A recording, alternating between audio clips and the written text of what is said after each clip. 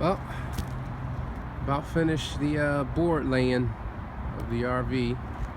I'm on the last board, and let me tell you, it was a job, and I'm so happy that this is about done. All I got to do now is pretty much cut the holes out, tape up the seams where you see the plates are. I put those plates there to level the roof, to bring the roof up, and then they'll be covered after a while so they don't cut the membrane when it comes. It's a whole nother deal in that.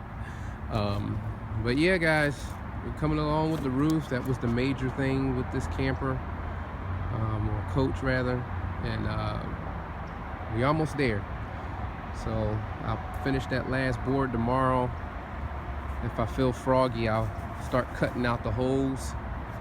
And we used approximately 1, 2, 3, 4, 5, 6, 7, 8 boards to cover this puppy. All right, well, I'm signing off.